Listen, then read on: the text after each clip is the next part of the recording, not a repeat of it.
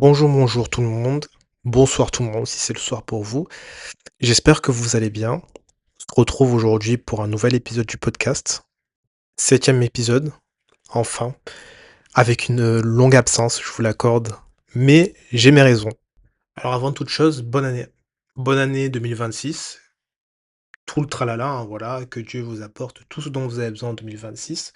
Pour ma part, j'espère pouvoir faire plus d'épisodes de podcast, pour pourquoi pas être plus régulier. Et puis vous proposer vraiment des choses qui sont encore plus intéressantes que 2025. Ensuite, pourquoi j'ai été, longtemps «absent» entre guillemets? Il y a eu 2 raisons. Déjà la première, ça a été les fêtes. La deuxième, c'est que je n'ai pas lu de choses vraiment, très impactantes, ces dernières semaines. J'avais pas vraiment de manga où je me suis dit: «Putain, il faut absolument que j'en parle de celui-là, il est incroyable, nani nanana». J'ai lu des choses qui étaient OK, ou voire très moyenne, mais j'ai pas eu le coup de cœur comme j'ai eu, récemment avec Ascension. Je pense que c'est peut-être pour ça aussi. J'ai toujours ce moment où, quand je lis un très bon manga, derrière après, j'ai un peu du mal à retrouver des choses, qui sont au niveau de ce que j'avais adoré auparavant. En tout cas, voilà. Une chose que j'ai lue récemment, je me suis dit que j'allais en parler parce que déjà il est quand même assez court, c'est un manga qui est en cours de production. C'est un manga qui a quand même un petit peu du potentiel, donc je me suis dit: «Allez, pourquoi pas en discuter, voir un petit peu ce que les gens en pensent?» Parce que de ce que j'avais vu moi également sur internet, il y a quand même des bons avis, même si je suis pas forcément d'accord avec tout, mais quand même. Aujourd'hui, encore une fois, un manga un petit peu différent, pour pas changer. Toujours du seinen bien sûr, mais cette fois-ci, ce sera un seinen d'action, plutôt axé combat, dans un monde dystopique, je dirais. Oui, un monde dystopique. Où la thématique est quand même assez récurrente, c'est les droits humains. C'est encore un manga pour public averti plus plus, pour pas changer. C'est un manga qui est dessiné et écrit par Inyo Asano. Inyo Asano qui a notamment écrit et dessiné Bonnie Poon Poon, Solanine, Le Quartier de la Lumière, La Fille de la Plage. En tout cas, ça, ce sont les œuvres que j'ai lues de lui. Inyo Asano, pour moi, c'est un petit peu particulier. Je suis un peu partagé entre le chaud et le froid. Il y a des œuvres que j'ai adorées, notamment Bonnie Poon Poon qui est sûrement ma préférée. À ne surtout pas lire si on n'est pas bien dans sa vie parce que c'est quelque chose de très, très, très, très, très déprimant. Il y a La Fille de la Plage que j'avais bien aimé aussi et les 2 autres, Solanine et Le Quartier de la Lumière, un peu moins, mais ça restait quand même, sympa sans plus et son anthologie que j'avais détestée, pour être honnête, que je voilà, il avait fait une anthologie d'histoires un peu courtes. J'avais trouvé ça trop nul. Mais bref, on n'est pas là pour parler des autres œuvres, on est là pour parler de sa nouvelle œuvre, son œuvre la plus récente, qui s'appelle Mujina Into the Deep. Mujina Into the Deep, c'est un manga dont j'ai beaucoup hésité avant d'en parler, tout simplement parce que je sais pas trop quoi en penser pour le moment. Alors, je vais développer un peu plus tard l'histoire, et cetera, et vous dire pourquoi je sais pas trop quoi en penser.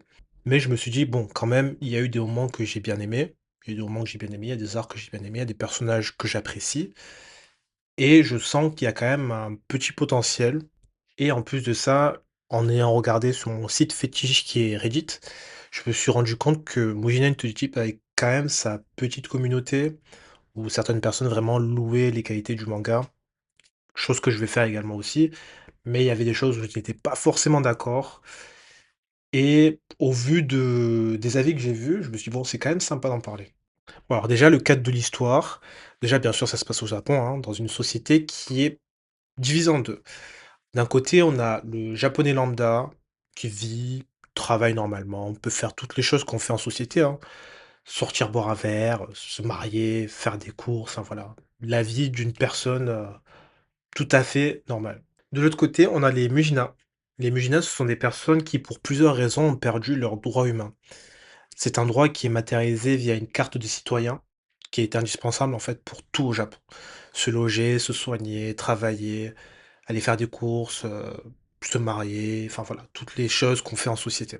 Évidemment, si on ne possède pas cette carte, on est complètement exclu de la société. On est vu comme des parias, mais c'est une exclusion qui est vraiment poussée à l'extrême. Par exemple, les crimes lorsqu'on est un Mugina ne sont pas jugés. Donc les Muginas peuvent tuer, faire toutes sortes d'atrocités.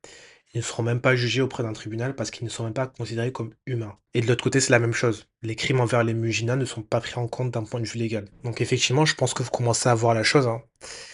Certains Muginas se servent de cette zone grise pour commettre divers crimes et exécuter par exemple des missions d'assassinat pour différentes parties prenantes. C'est notamment le cas pour les personnes qui sont placées dans les hautes sphères de la société, les hauts dirigeants dans l'industrie de la musique par exemple, dans la politique, dans les médias, enfin voilà, toutes les personnes qui sont très influentes dans la société japonaise. Elles vont se servir des Mujina pour plusieurs raisons. Ça peut être pour leur protection personnelle ou tout simplement pour commanditer des assassinats, étant donné que ces personnes-là ne sont pas sous le coup de la loi. Donc présenté comme ça, effectivement, on peut se dire que c'est une société qui est assez anarchique, parce que le fait de pouvoir engager en douce une personne pour commanditer un assassinat et ne pas avoir de jugement derrière, vous pouvez imaginer que ça peut mener à tout et n'importe quoi. Et dans toute cette histoire, on a Ubume, la protagoniste. Ubume qui est une Mujina qui vend ses services, notamment dans le domaine de l'assassinat.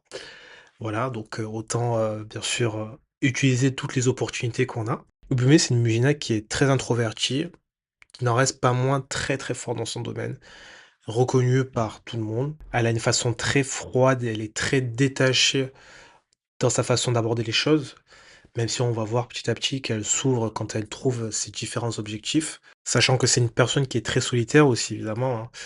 Elle est très solitaire, elle est très calme, elle est très froide, mais les événements du manga font que elle va devoir s'ouvrir et devoir s'adapter à différentes situations. Ces différentes situations vont ensuite lui permettre de voir les choses différemment et c'est là où également petit à petit, ça permet de voir ce changement qui va se faire. De l'autre côté, on a également Tenko, qui est l'exact opposé de Obume sur tous les points. C'est également une Mujina, c'est également une personne qui vend ses services pour assassinat, mais disons que Tenko, elle a un rôle un peu particulier dans le sens où on peut la considérer comme une influenceuse des Mujina. Obume, c'est plutôt la personne, comme je disais, qui va passer sous les radars, être assez calme, et cetera. Alors que Tenko, c'est une personne qui est débordante d'énergie, qui a un très fort caractère. Elle fait tout à fond. Elle est énormément présente dans les médias. Elle fait plein de pubs. Elle est sur plein d'énormes pancartes dans la ville, et cetera. Et c'est fou parce que malgré que ce soit une Mujina, c'est une personne qui a beaucoup de notoriété. Elle a des réseaux sociaux, enfin voilà, c'est vraiment une influenceuse des assassins, hein, on peut dire ça comme ça, quoi. Même plus que des assassins, c'est une influenceuse des Mujina, comme je disais. Elle est très sûre d'elle, franchement, et c'est vraiment un de ses points forts. Et je pense que c'est pour ça qu'elle a apprécié, parce que en plus d'être très sûre d'elle, elle est très forte dans ce qu'elle fait. Et en plus, bah voilà, c'est une personne qui est marrante, tout ce que vous voulez, quoi. Mais sinon, voilà, ce sont vraiment les 2 personnes en termes de Mujina qui sont les plus importantes. Bien sûr, il y en a d'autres qui vont arriver, mais ils n'auront pas de degré aussi, élevé d'importance, même si pour moi, il y en a qui sont quand même très intéressants. Sinon, au niveau de l'histoire, on va plus généralement suivre Ubume dans ses différentes missions et même dans sa vie en général. Elle a plusieurs missions à effectuer parce qu'elle a un objectif à remplir, un objectif qui est rapidement mis en lumière lors du premier tome, il me semble. Ubume, au début de l'histoire, elle a quand même un passé qui est très flou. Honnêtement, on sait rien d'elle. On sait pas d'où elle vient, on sait pas pourquoi elle est comme ça. Et je trouve que c'est un peu pour ça qu'on a l'impression qu'elle paraît un petit peu effacée par moments. Ensuite, le flashback va arriver, on aura les histoires de ses origines, et cetera. Et ensuite, on va comprendre petit à petit pourquoi elle est construite de cette façon-là. Même si, comme je l'avais dit avant, petit à petit, elle va commencer à s'ouvrir quand elle va rencontrer les différentes personnes avec qui elle va, vivre, plusieurs événements. Les arcs sont plutôt courts, c'est plutôt, des arcs entre 3 et 7 chapitres. Donc franchement, c'est vraiment quelque chose de bien, ça s'enchaîne bien, c'est dynamique, il y a aucun souci sur ça. Il y a pas mal de points forts que j'ai relevés pour Mijin to the Deep. Donc le premier, comme je disais, c'est que pour moi, c'est un manga court, donc moi j'aime bien les mangas courts, donc ça c'est vraiment sympa. Mais pour moi, le plus gros point fort surtout, c'est que il y a beaucoup d'action. Il y a beaucoup d'action, c'est très bien dessiné, les combats sont très clairs, très explicites. C'est bien chorégraphié surtout. Franchement, on s'ennuie pas. On s'ennuie pas du tout et franchement, ça me fait du bien parce que ça fait vraiment longtemps, je pense que ça doit faire peut-être, 8 ou 9 mois que j'ai pas lu un manga où il y a beaucoup d'action, beaucoup de combats. Pour en parler, j'étais beaucoup resté dans un truc, soit du slice of life, soit du thriller, soit de l'horreur. Mais voilà, des histoires, assez élaborées et un peu plus matures. Pas que Mojina to Digit n'est pas mature, c'est une histoire qui est également très mature, mais je me suis rendu compte que quand même, avoir des bons combats, ça me manquait, que c'était plutôt sympa. Autre point fort, ça démarre très, très rapidement. Ça, j'aime beaucoup, hein, je pense que vous l'avez remarqué. J'ai dit plusieurs fois, moi j'adore quand on va directement les 2 pieds dans le plat, qu'on ne fait pas de chichi, pas de détour et là, c'est le cas. Dès les premières pages, on est dedans, il y a du combat, il y a du sang, il y a des épées, c'est la folie au début et en plus de ça, franchement, si vous aimez le côté accessoire avec des petits gadgets futuristes dans les combats, les petites chorégraphies sympas, les gros coups de sabre, les sabres bien déter et tout, franchement, vous allez, je pense, accrocher assez rapidement. Autre point fort qui pour moi est au même niveau que les combats du manga, l'univers dystopique. L'univers dystopique parce que moi j'aime beaucoup ce côté questionnement des droits humains. Quelle est la limite à tout cela? À quel point on peut pousser la chose? Enfin voilà, moi je trouve que c'est un des premiers trucs qui m'a interpellé. Là, on se rend compte qu'il y a des personnes qui vivent en société qui n'ont aucun droit. Qui n'ont tellement aucun droit et qui ne peuvent pas être jugés d'un point de vue pénal pour les crimes qu'ils font. Et moi, je trouve ça complètement fou parce que je vous avoue que j'avais jamais pensé à la chose comme ça. Et également tout ce côté business autour de cette carte de citoyen où certains sont amenés à revendre leurs droits, d'autres essayent de les racheter. Donc voilà, on a tout ce business, on a ce côté financier où tu te dis, bah, si moi je veux racheter mes droits ou je veux acheter des droits, combien est-ce que je vais devoir débourser? Qu'est-ce que je dois faire? Il y en a aussi pour plusieurs raisons qui sont amenés à se poser la question de savoir s'ils gardent leurs droits humains ou pas. Est-ce qu'ils les revendent ou pas? En fonction de différents contextes, et cetera. Et voilà, on a tout ce débat et bien sûr, on a tout le côté questionnement de certains personnages, pardon, sur bien sûr leur importance dans la vie, leur importance dans la société, leur importance dans le travail. Enfin voilà, on a tout ce côté aussi, remise en question du système capitaliste et même plus loin également, bah, en fait, c'est quoi la chose la plus importante dans ma vie? Et enfin, un dernier point fort qui sert un petit peu de transition pour basculer sur des points faibles, c'est que c'est encore en cours de développement. Donc il y a quand même un assez bon potentiel, notamment vu de l'univers de certains personnages des combats. Il y a un truc à faire. Pour moi, il y a un truc à faire. C'est pour ça que j'ai décidé d'en parler. Maintenant, les points faibles, pour moi, un des problèmes, c'est que ça manque de profondeur sur certains sujets, sur certains personnages.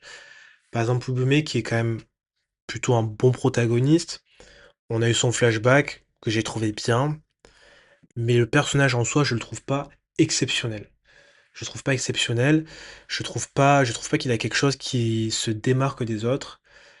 Tenko est quand même un peu mieux, je trouve. Je la trouve qu'elle est quand même plus extravertie, elle est sympa, elle est drôle, tout ce que vous voulez. Mais même elle, j'ai pas eu le truc où voilà. Pareil aussi, il y a un développeur de jeux vidéo, je me rappelle plus de son nom, qui est quand même, qui se questionne beaucoup sur sa vie, sur ce qu'il en est, et cetera. Il est très philosophique, très terre à terre.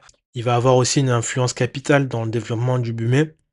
Lui et d'autres personnages, bien sûr, mais lui en particulier. Mais quand même, à chaque fois que je lisais, ben, moi, je me disais: «Ouais, c'est bien, mais voilà, c'est pas non plus transcendant». Enfin, le dernier point faible pour moi, c'est les scènes de hein, voilà, il y en avait trop. Il y en a trop, ça ne sert pas à grand chose. Première page, dès les premières pages, voilà, comme je l'ai dit, ça part dans tous les sens. Ça aussi, ça part dans tous les sens. Franchement, ça m'avait, c'est lourd par moments. Mais voilà, c'est pas non plus, un point méga bloquant, mais ça me saoule un petit peu, pour être honnête. Ça me saoule, mais c'est dommage parce que de l'autre côté, franchement, il y a des super arcs et avec des bons personnages et je pense notamment à l'arc qui inclut le personnage qui s'appelle Main, qui a une super histoire, qui est vraiment pas vu comme un protagoniste, mais plutôt comme un personnage secondaire. Alors qu'en vrai, son histoire était hyper intéressante et hyper impactante et pour moi, c'était le truc où j'ai été, à des moments où j'étais vraiment bien dedans avec le début du manga aussi. Je pense que c'est l'arc que j'ai le plus accroché parce que c'est l'arc où ça a répondu à toutes mes curiosités, toutes mes questions, notamment au sujet de la perception des Mujina dans la société auprès des humains qui ont également leur carte de citoyen, et cetera. En fait, ça a été un super cas pratique pour voir comment les Mujina étaient perçus dans la société du point de vue des personnes qui sont encore considérées comme «humaines» entre guillemets. En tout cas, pour conclure, moi, ce que je peux dire, c'est que pour l'instant, en France, il n'y a qu'un tome de sortie. Le deuxième sort en janvier. Bah, franchement, moi, je peux vous dire de lire le premier tome pour vous faire votre propre avis. De mon côté, honnêtement, ce serait mentir de dire que ça fait partie de mon top 2025. C'est un bon manga, OK, avec des moments de fulgurance, et cetera, des très bons combats, comme j'avais dit juste avant. Mais j'ai pas cette flamme encore. J'ai pas cette flamme où je me dis: «Waouh, j'ai envie d'enchaîner les tomes, vivement le prochain chapitre», et cetera. J'attends ça. Moi, je pense que c'est un truc que je vais lire, toutes les 2 3 semaines, comparé à, par exemple, Ascension où j'ai fini par dévorer des tomes à la fin et j'avais complètement adoré. C'est pas forcément mon ressenti sur cette œuvre-là. Mais au final, ça retranscrit bien ce que j'avais dit au début, concernant Inyo Asano où j'avais, adoré certaines œuvres et d'autres où j'avais trouvé ça OK.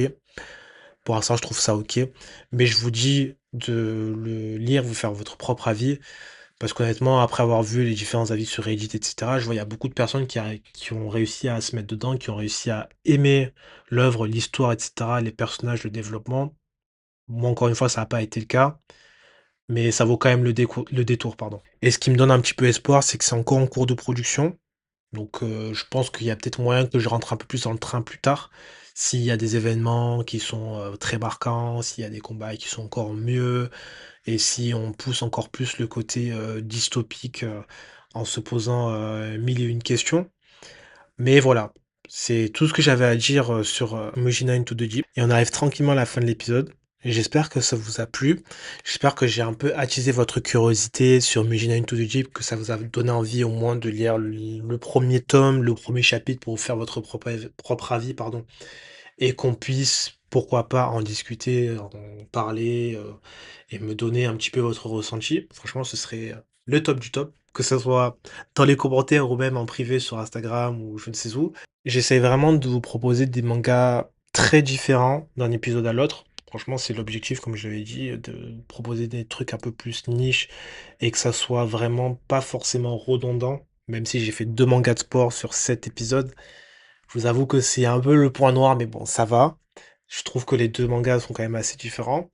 Tout ça pour dire que vous aussi, franchement, n'hésitez pas à me proposer des mangas en commentaire, parce que je suis toujours à la recherche de nouvelles lectures.